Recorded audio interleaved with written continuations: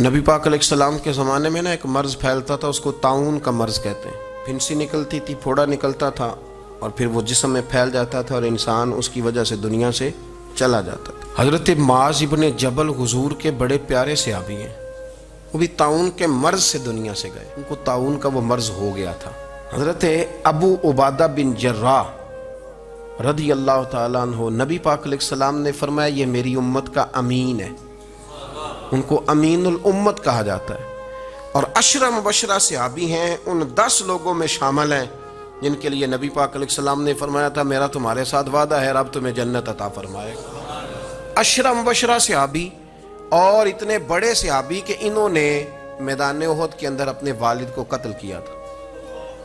لوگوں نے کہا آپ نے اپنا باپ مار دیا، فرمایا باپ نہیں مارا، میں نے اپنے محبوب کا دشمن مارا ہے۔ اتنے پکے عقیدے کے بندے کہ باپ کو قتل کرنا پڑا تو دین کے رستے میں اسے بھی قتل ہے۔ حضرت ابو بکر صدیق رضی اللہ تعالیٰ عنہ فرمایا کرتے تھے جب آپ امیر المومنین تھے، فرماتے تھے اگر میں اپنی جگہ کسی بندے کا بیٹھنا پسند کرتا ہوں تو ابو عبادہ بن جراح کا بیٹھنا پسند کرتا ہوں۔ ہمارے اتنا تگڑا آدمی۔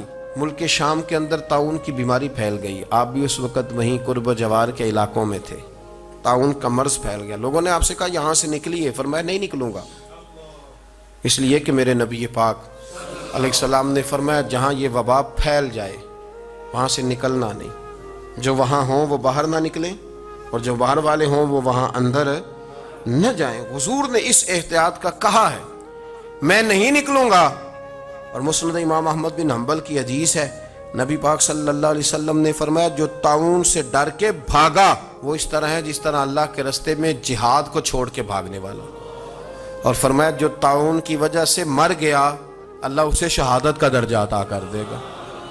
حضرت ابو عبادہ بن جراح امین الامت، فرمایا نہیں جاؤں گا۔ لوگوں نے کہا یہاں طاعون پھیل گیا ہے، تو فرمایا میرے رب کی قدرت ہے، اس کی حکمت ہے، اسے بھی تو پتہ ہے نا اس کا بندہ یہاں موجود ہے، تو پھیل گیا تو اس کی حکمت ہے، اس کی قدرت ہے۔ میں کہہ چکا ہوں کہ احتیاطی تدابیر ساری استعمال کریں، لیکن خوف کھانا، سوار کر لینا چیزوں کو دماغ پر، نفسیاتی ہو جانا، یہ معاملہ درست نہیں ہے۔ حضرت ابو عبادہ بن جراح مسجد میں نماز کے لیے جا رہے تھے تو رستے میں پھنسی نکلی اور مسجد میں پہنچنے سے پہلے وصال کر گئے۔ حضرت معاذ بن جبل جو بعد میں خود طاعون کی بیماری سے تشریف لے گئے، آپ نے ان کا جنازہ پڑھایا۔ امام نبوی فرمایا کرتے تھے میں جب بھی حضرت ابو عبادہ بن جراح کی قبر پہ جاتا ہوں تو میرے دل پہ رعب طاری ہو جاتا ہے۔ ان کی قبر میں بھی اللہ نے رعب رکھا ہوا ہے، مرنے کے بعد بھی ان کی شان وصال کے بعد بھی بڑی بلند ہے۔ اللہ کریم نے وہاں برکتیں اور رحمتیں رکھی ہوئی ہیں۔ میرے عزیز تھوڑا سا باہر آئیں، اپنے عقائد کو، نظریات کو ان کو پختہ کریں۔ ہم مسلمان ہیں الحمدللہ۔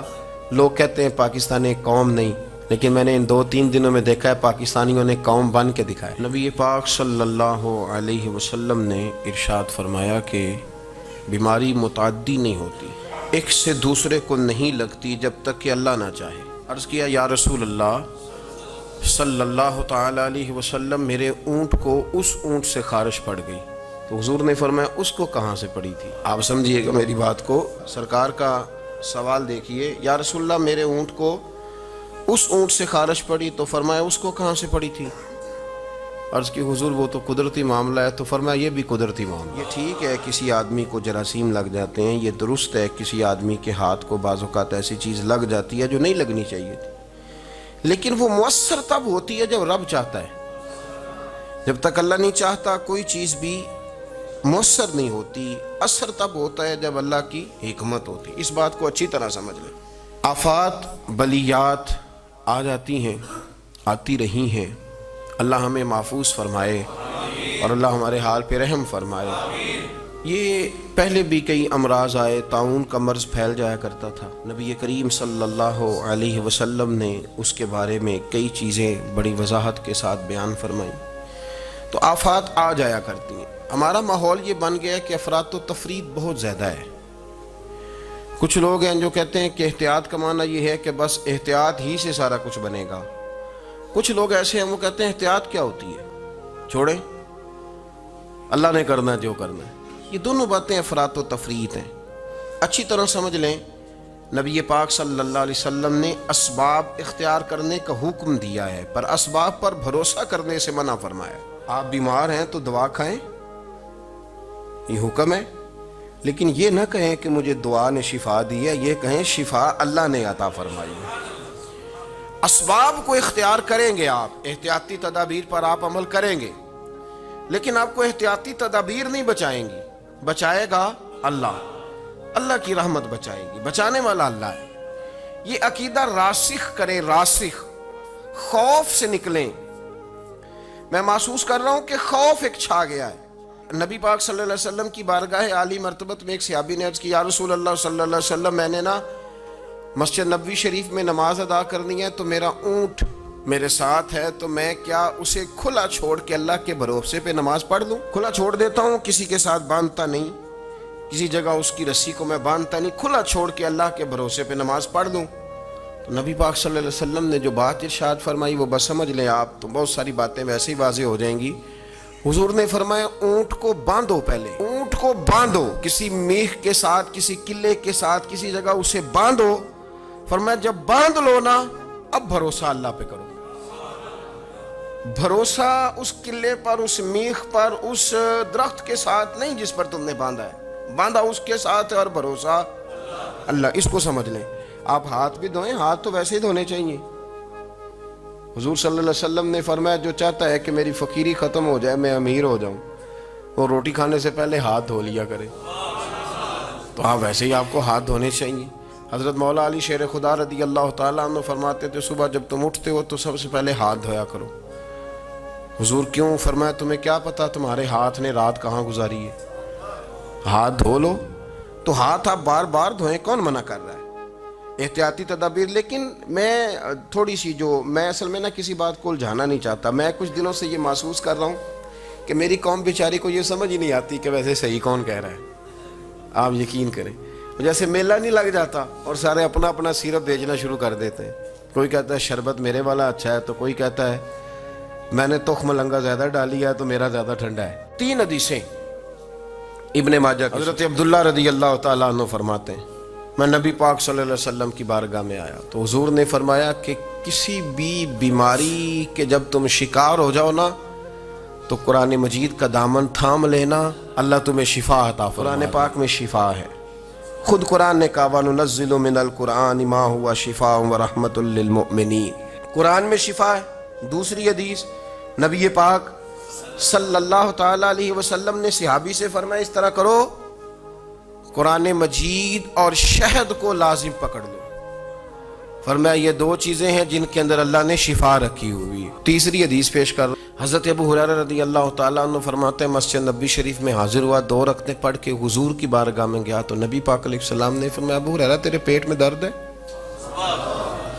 میں نے بتایا نہیں، عرض نہیں کرنا پڑا، تیرے پیٹ میں درد ہے؟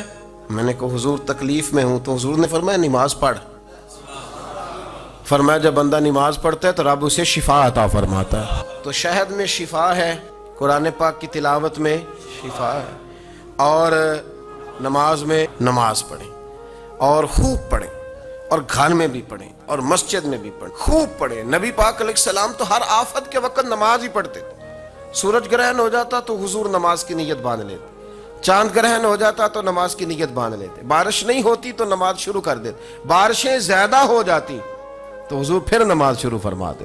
ہر موقع پر سرکار نماز پڑھتے، نماز کی طرف رجحان پیدا کریں، شوق پیدا کریں، قرآن پاک کی تلاوت کریں۔ گھروں میں جب قرآن پڑھا جائے گا تو بیماریاں دوڑ جائیں گی انشاءاللہ۔ ہر آدمی، اجتماعی دعا بھی یہاں ہوگی پر ہر آدمی تنہائی میں 2 رکعت نماز پڑھے اور یہ ذہن بنائے کہ رب کو میں نہیں منانا ہے اور وہ میرے کہنے سے ہی مان جائے گا۔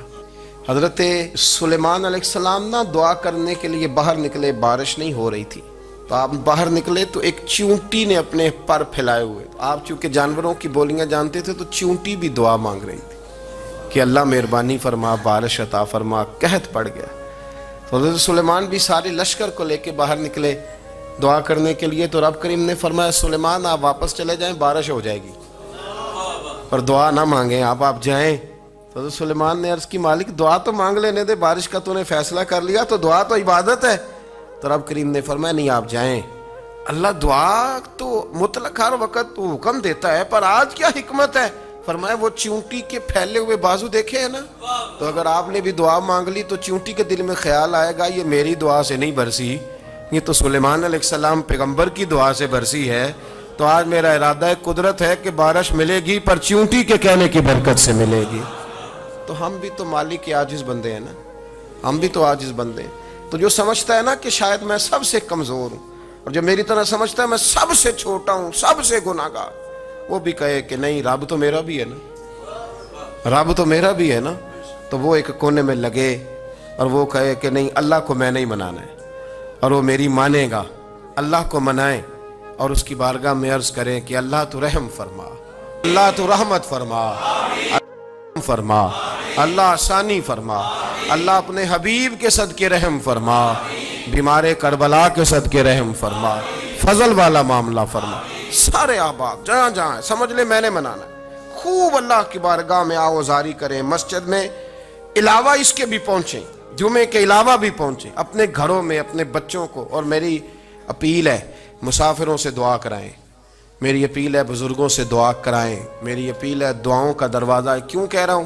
اس لیے کہ نبی پاک علیہ السلام نے فرمایا الدعاء صلاح المومن، فرمایا دعا مومن کا ہتھیار ہے۔ آپ کو پتہ ہے بدر میں جو طاقت لڑی تھی وہ دعا کی طاقت ہے، ساری رات حضور نے دعا مانگی تو صبح اللہ نے کامیابیاں عطا کر۔ دعا ایک بڑی قوت ہے، ساری احتیاطی تدابیر استعمال کریں، اس کے ساتھ ساتھ دعا کریں۔